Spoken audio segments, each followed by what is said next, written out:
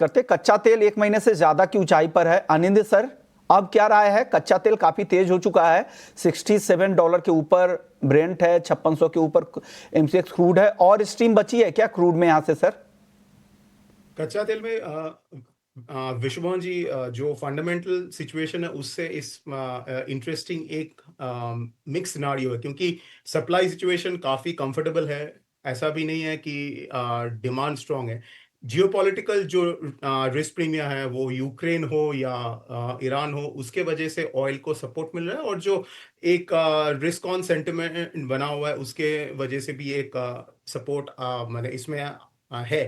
तो लास्ट कुछ हफ्तों से ये 5200 और 5450 एमसीएक्स का ऑयल काफी अच्छा कंसोलिडेशन दिया है। तो हो सकता है ये जो रैली है ये कंटिन्यू करे 5800 तक, और अगर काफी ऑप्टिमिस्टिक केस में 6000 तक भी ये खींच सकते हैं। ये प्योर टेक्निकल कॉल है, क्योंकि फंडामेंटली कोई ऐसा ट्रिगर अभी दिख नहीं रहा है। कोई अगर ट्रिगर आ जाए तो अलग, बट टेक्निकली काफी अच्छा कंसोलिडेशन इसमें हुआ है। जैसे सिल्वर में कंसोलिडेशन हुआ है, उतना बड़ा कंसोलिडेशन नहीं, मगर एक 1.5 महीने का अच्छा कंसोलिडेशन ऑयल में हुआ है। तो हो सकता है टेक्निकली, और मार्केट भी काफी शॉर्ट है। अगर हम लोग सीएफटीसी का जो डेटा आता है उसको एनालाइज करें, तो जो हेज फंड्स है वो हेवीली शॉर्ट है ऑयल में। सेंटिमेंट भी काफी बेरिश है। तो ये सिचुएशन में हो सकता है टेक्निकली ये रैली एक्सटेंड करे, और 5800 तक भी ये ऑयल जा सकता है। तो बाय ऑन डिप्स का इसमें सलाह रहेगा। डिप्स 5800, यानी करंट लेवल से ₹200 की तेजी और यहां से दिख रही है।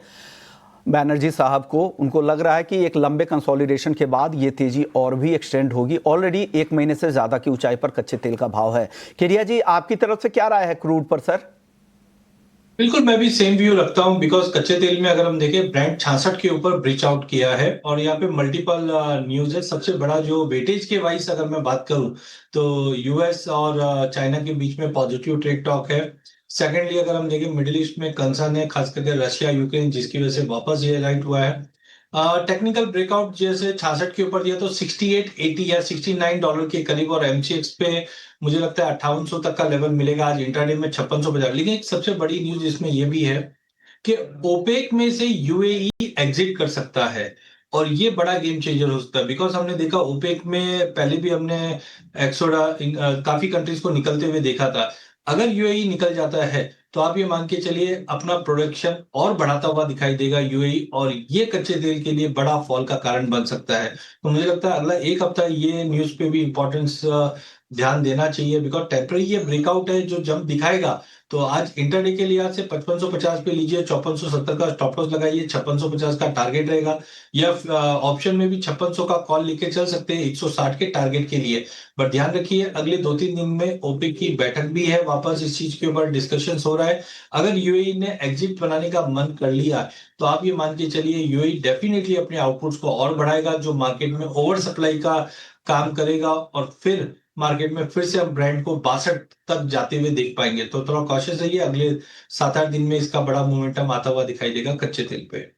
तो आज के लिए तो खरीदारी की राय है केडिया जी की तरफ से, लेकिन आगे सप्लाई साइड का भी रिस्क है ही, लेकिन सपोर्टिव फैक्टर है जो यूएस चाइना के बीच बातचीत चल रही है। लंदन में लगातार आज दूसरे दिन की बैठक होगी, और साथ ही जियोपॉलिटिकल रिस्क है, जो रूस यूक्रेन युद्ध थमने वाली नहीं है। ईरान और यूएस में जो परमाणु डील की बातचीत हो रही थी वो भी अटक सी गई है, उसको लेकर भी अनिश्चितताएं काफी ज्यादा है। भाविक, आप बताइए आपकी राय क्या है कच्चे तेल पर यहां से? जी, मुझे भी पॉजिटिव ही लग रहा है। जैसे बैनर्जी साहब ने भी बताया कि अगर हम फंडामेंटल्स देखें तो इतने स्ट्रॉन्ग नहीं है, बट टेक्निकली अगर देखें तो 9 अप्रैल के बाद पहली बार 5550 के ऊपर क्रूड आया है। तो डेफिनेटली टेक्निकली एक ब्रेकआउट भी है।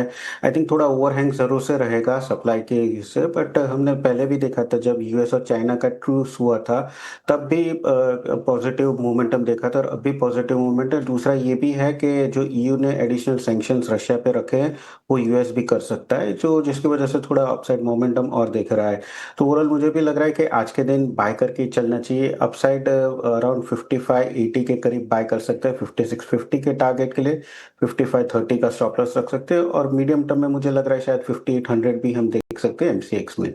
5800 भी आपका भी राय है, तो यहाँ पे सिमिलर राय है, तो यहाँ पर कोई तनाव नहीं है, कंफ्यूजन नहीं है। चलिए